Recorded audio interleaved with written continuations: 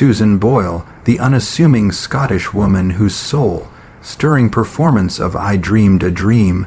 on Britain's Got Talent in 2009 silenced a skeptical audience and set the hearts of millions ablaze across the globe, remains an enduring beacon of courage, resilience, and the extraordinary potential that can emerge from the most ordinary corners, her voice a luminous jewel with the power to pause time itself, yet her journey, from the quiet, unassuming streets of Blackburn, West Lothian, to the blinding spotlight of global stardom, is a complex tapestry woven with threads of triumph, heartbreak, and an unyielding spirit that refuses to be extinguished by the weight of chronic illness, lingering scars of past traumas, or the relentless grip of fate. Her story so raw, so profoundly human, that it stirs an ache deep within the soul, urging us to honor her with every like and share as a quiet tribute to her unbreakable grace.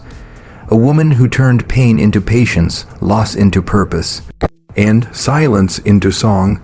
Born on April 1, 1961, as Susan Magdalene Boyle, the youngest of 9 children, 4 brothers and 5 sisters, in a crowded Catholic household in Blackburn, Scotland, she entered a world where survival often overshadowed tenderness. Her father, Patrick, a World War Roman II veteran and miner, labored through exhausting shifts at a mining plant to keep food on the table and the lights on, while her mother, Bridget, a gifted pianist and shorthand typist worn thin by life's demands, held their modest home together with whatever strength she could muster after long days, though the relentless grind of poverty left little space for softness, and a brief oxygen deprivation at Susan's birth left a mark, with doctors noting mild brain damage, a label that became a verdict in the eyes of others, branding her as slow, strange, and less before she could even speak for herself, setting her on a path where judgment arrived long before compassion.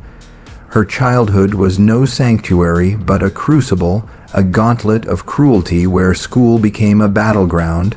peers taunting her as simple Susie, mocking her speech, her movements, her very existence, turning ordinary days into tests she felt she could never pass, while some adults, instead of offering curiosity or care, met her struggles with harsh, old-fashioned discipline, their impatience swift when her focus wavered, their punishment landing harder than understanding, and when seizures, frightening, uncontrollable, surged through her small body, few paused to ask why, finding it easier to label her broken than to offer the help she so desperately needed. Home, which should have been a refuge, was uncertain too. Her father's temper could flare without warning, leaving invisible marks she carried quietly, absorbing the strain in ways that shaped her silently, while her mother's fierce love, though unwavering, often tightened into overprotection, a careful cage that kept danger at bay but also stifled growth, leaving Susan unsure how to stand on her own in a world that could be as cruel as a shelter that never fully opened its door. A dynamic that taught her to navigate life cautiously, always wary of the next blow, whether from scorn or circumstance. With few qualifications after school, she participated in government training programs, but opportunities were scarce, and in her mid-20s, a flicker of hope emerged when she met John, a young man whose kindness and respect made the future feel possible. His gentle presence a rare moment of being truly seen, but her parents intervened, declaring her unready, not strong enough, not capable of choosing for herself, and the relationship ended not by distance or heartbreak, but by their decree, leaving a clean, lasting scar of control, a pain she bore silently, later reflecting. It felt like the world had written me off before I even had a chance to begin. A truth that encapsulates the tragedy of her early years, marked by cruelty, loneliness, and a childhood not merely difficult but profoundly, heartbreakingly unfair, a time when the world seemed to conspire to dim her light before it could fully shine. Yet through the silence, the shame, and the isolation, one stubborn flame refused to flicker. Music, not a mere pastime but a lifeline she clung to when the world told her she was less. Each note a reminder that she was whole, a gift nurtured by her mother's piano in their small Blackburn home, where Susan hummed alongside Bridget, those hours transforming the house into a gentle haven where she felt truly seen, a sanctuary of sound amid the chaos of survival. As a child, she joined the local church choir, her voice soft and cautious at first, wary of notice, wary of judgment, but with time and training, vocal lessons from coach Fred O'Neill and stints at the Edinburgh Acting School, her voice grew stronger, bolder, leading her to perform at the Edinburgh Fringe and local talent shows where she stood with trembling hands, pouring her heart into songs that drew only thin applause from audiences unsure what to make of a girl who didn't fit the industry's polished mold of a star. Her unadorned appearance enough to dismiss her in a business obsessed with image, yet she persisted, auditioning for small television spots, clinging to dreams most would have buried under the weight of rejection. In 1995, she sang I Don't Know How to Love Him on Michael Barrymore's My Kind of People, facing laughter from the audience and even the host before she began,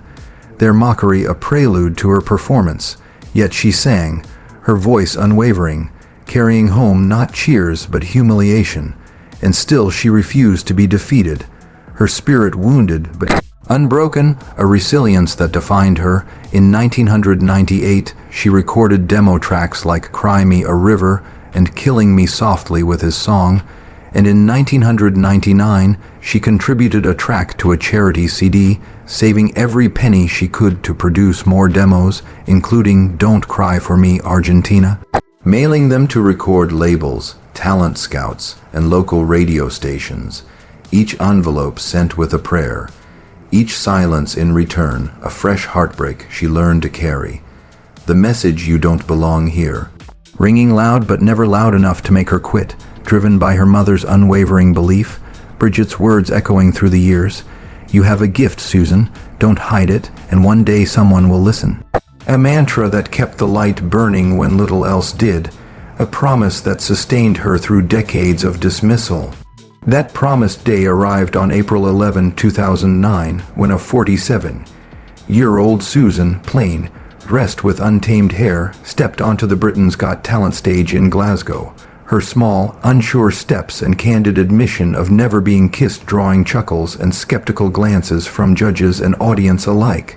who saw no star in her unpolished presence, their expectations low, their judgments swift, until she sang I Dreamed a Dream. From Les Miserables, her first note a pure, emotional beam that sliced through the noise, silencing the room, the laughter dying as Simon Cowell leaned forward. Amanda Holden pressed a hand to her chest, and the entire theater held its breath, captivated, afraid to miss a single sound, the chorus igniting an eruption of cheers and tears, some lowering their eyes in shame for their assumptions about age, appearance, and what a dream should look like.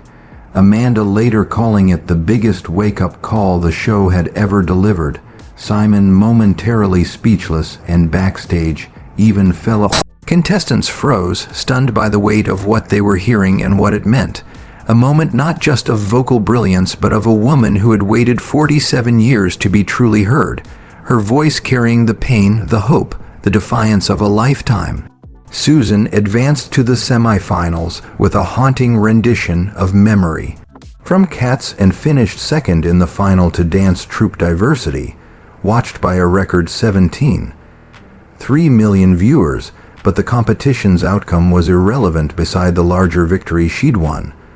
The world's respect, her audition going viral with tens of millions of views, celebrities like Demi Moore and Ashton Kutcher tweeting their awe, news anchors scrambling to learn her name. Susan Boyle no longer just a contestant, but a symbol for the overlooked, a voice for those laughed at, dismissed, or told they were too old to dream, her performance forcing the world to question who gets to dream at all and what it truly means to have a voice. Yet fame's dazzling spotlight brought heartbreak as swiftly as it brought adoration. In the weeks following her debut, her quiet West Lothian life was engulfed by relentless attention. Major networks calling, interview requests piling up, paparazzi camping outside her door, overwhelming a woman unprepared emotionally, mentally, or physically for the intensity, the noise deafening after nearly 5 decades of near silence, her exhaustion mounting behind makeup chairs and photo shoots as she was asked to smile, perform, and speak on cue, as if she were a switch to be flipped rather than woman who had just bared her soul on national television, her inability to refuse rooted in a fear of disappointing those who now saw her as a beacon of hope, anxiety rising, sleep slipping away, panic episodes and sharp mood swings fueling tabloid rumors as they closed in,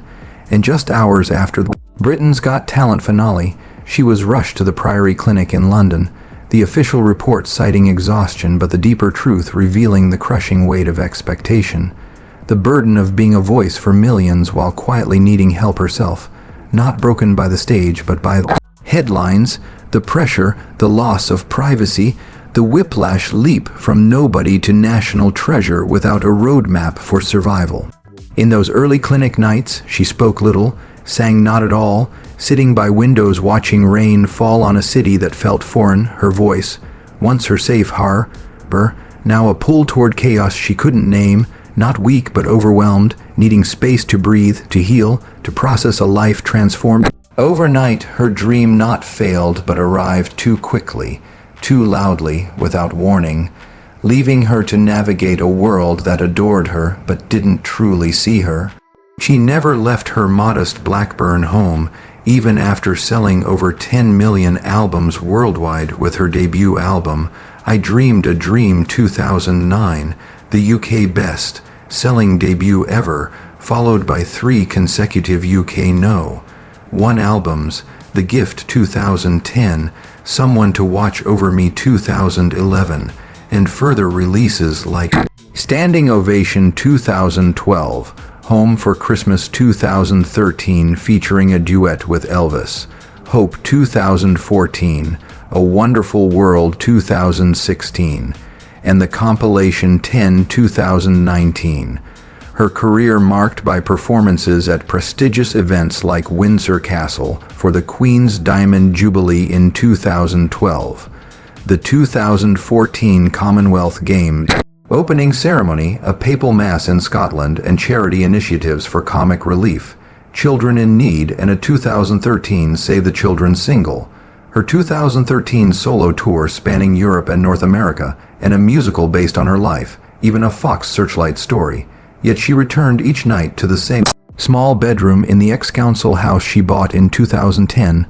the paint refreshed but the memories unquiet, the home where she had cared for her mother, Bridget, until her death in 2007 at age 91.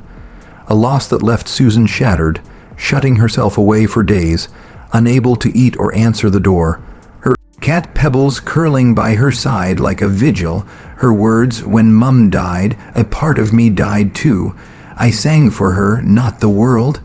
Revealing a heart untethered, her siblings moving on with their lives while she stayed, not because she couldn't leave, but because that house held the last echoes of being wholly loved, fame's roar meaning little beside the silence within. Romantic love remained elusive. At 25, John's gentle kindness offered hope, but her father's disapproval ended it, and in November 2014, at 53, a brief relationship with an American doctor her age fizzled without lasting. Her light-hearted quip, never married, never been kissed, masking a deeper yearning, her deepest regret not the fame she missed but the motherhood she never had, saying, I would have loved to be a mum, to read stories, to hold their little hands. A longing for connection over legacy, exploring adoption but sidelined by tours, health, and exhaustion, folding that hope aside with quiet acceptance, not bitterness, her giving nature finding outlet in small, sacred act, singing in the church choir, visiting elderly parishioners, making tea,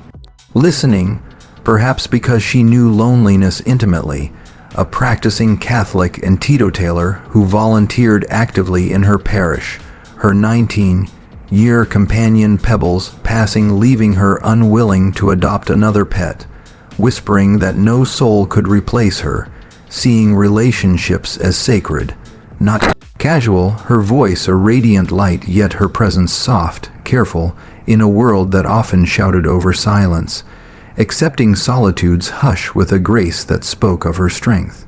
Just when she believed the darkest chapters were behind her, a new storm gathered with devastating force, targeting not charts or headlines but her body, her mind, and the very gift that gave her life meaning, Her voice, beginning in 2012 with a late but clarifying diagnosis of Asperger's syndrome, a form of autism that explained decades of feeling out of place, her above-average IQ bringing relief. I always felt like I didn't fit. Now I know why. Followed in 2013 by diagnoses of type 2 diabetes and epilepsy, forcing her to surrender sweets, her comfort in hard moments, for lean proteins, vegetables, fruits, and daily walks, not for vanity but for survival, a disciplined rebuilding of routines to keep illness at bay. The cruelest blow struck in April 2022, a major stroke that left her mouth heavy, words slurred, balance unsteady, muscles weakened on one side, and her voice, her lifeline,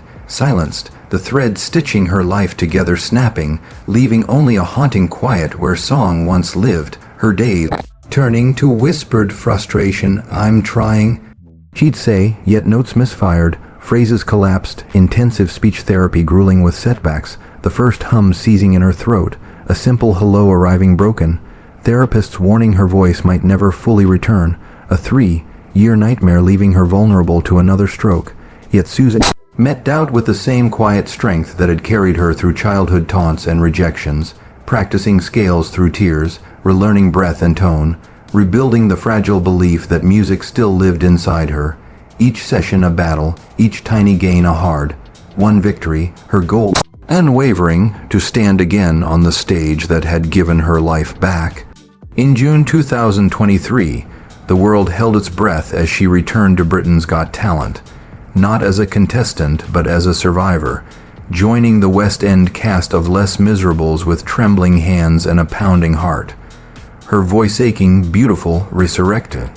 rising into I Dreamed a Dream, every lyric carrying the weight of struggle, silence, fight, and rebirth. The hall erupting as the crowd rose, judges stood, and Susan closed her eyes, letting the music carry her, not merely a comeback but a miracle of will and work. Her spirit reborn, leaving no dry eyes as we witnessed a rebirth earned the hardest way, a testament to a woman who refused to let her voice be taken. Today, at 64, Susan Boyle anchors her life in her modest Blackburn home, choosing steady routines and a small, trusted circle over the spectacle of fame, because healing demands quiet time and care every single day, her mornings beginning with warm tea, gentle breathing drills, short-timed walks, careful meals of lean proteins, vegetables, and fruits to manage type 2 diabetes with vigilance, hydration targets met consistently, movement treated as medicine with 30-40-minute walks paced softly with posture cues to avoid spikes or dips. Her Asperger's syndrome part of herself, understand, rather than a cage, helping her plan social time honestly, build predictable days, and keep sensory overload in check for a calmer nervous system and a steadier voice. The long arc of post-stroke recovery still heavy some mornings, voice fatigue arriving early if pushed, diction blurring when tired, balance work a daily necessity, her strict schedule of speech and vocal therapy focusing on breath support, gentle onset, resonance placement, and crisp consonants. With rest intervals she diligently obeys, scales beginning at low volume with lip trills and hums, ascending only as her body allows, progressing to short song lines, then sustained phrases with a metronome to tame tempo jitters, stopping to reset posture and airflow when tone falters, never forcing another take because force breaks while patience builds, candid about discouraging days when a hum seizes, a hello land off-center or a high line wobbles, yet measuring progress by consistency rather than fireworks. The graph of her recovery rising, however slowly. Sleep hygiene now a critical protocol with screens dimmed early, a cool, dark room and breath ladders before bed to keep fatigue. The crack where bad days once crept in. At bay, her refusal to give those days a door, a testament to her discipline. Publicly, she remains present but selective, saying yes to invitations that fit her energy window, like the Pride of Scotland Awards in May 2024, or a stay at Ireland's Knockhouse Hotel in March 2023, and no to anything that would trade health for headlines, her appearances carefully paced. Rehearsals measured, studio days built in shorter, smarter blocks that stack into meaningful work over weeks, not burnouts over weekends. Her return to the studio in May 2025 after 6 years. Told she might never record again, scribed as wonderful and emotional, her happy place, where she's shaping a small, personal set of new music tailored to her current vocal range and timbre. Her voice still a gift, but wielded with care. In December 2024, she told STV Laura Boyd and the Daily Mail of her nightmare. Recovery but fierce determination, I'm back all right. I'm feeling okay and ready to go. Her April 2025 return to Instagram after 2 years marked by a glamorous video on her 64th birthday set to I Dreamed a Dream, teasing wonderful new projects and expressing gratitude for fans, while July updates showcased bright blonde hair, moments of grilling award show appearances, a Wimbledon visit in an angelic white dress, lunch hosted by chef Marcus Waring, and congratulations to tennis star Iga Swiatek. Her manager Geraldine credited as a pillar of support. Her post-2016 touring scaled back, the 2020-10 tour cancelled by COVID. Her focus now on health, but thriving in 2025 with a cameo in Rupert Everett's film set for late 2025, where she sings its song, a developing documentary capturing her process. Hopes for a drama with Olivia Colman playing her, and dreams of a new tour. My feet won't touch the ground, all moving at the pace her recovery allows. Her financial matters kept private and professional, favoring stability over flash, drawing firm boundaries on questions of wills or trusts to protect her peace. Her appearance reflecting steadiness with fresh hair, light makeup, and easy clothes chosen for comfort and poise, saving brighter touches for moments that matter, letting ordinary days remain ordinary to keep recovery on course. The tender aches persist, loneliness visits. The wish for motherhood remains a soft bruise, past family strains don't vanish. But she meets them with structure, prayer, and service, singing with her church when she can, phoning those who need a kind voice, walking until the pulse of worry loosens its grip, her goal simple yet fierce. To strengthen a voice nearly taken, to manage chronic illnesses that take no days off, to live where joy and discipline share a room. The best days heard in a single steady phrase held just a little longer than last week. Not chasing the roar of 2009, but seeking a different victory measured in clean onsets, stable breath, clear consonants, blood sugar in range, and a calm mind that can carry a melody without trembling, ready to meet the next stage or camera on her own terms, with work she can stand behind and health she can stand on. Her career a testament to her enduring power, from Grammy nominations to global tours. Yet her story is not about fame's noise, but the quiet courage to keep breathing, believing, and singing when the world falls silent around you. A narrative of turning pain into patience, illness into discipline, setbacks into a steady promise that dignity can outlast any storm, honoring the ordinary days. Walks, therapy drills, simple meals, whispered prayers, where greatness is built far from the spotlight's reach. A grace to start again, a wisdom to move at a humane pace, a kindness to give even when the heart still aches. Susan Boyle's journey, a profound call to honor her radiant, enduring spirit with a simple like, a quiet nod to a woman who reminds us that even in the darkest silence, a song can still rise.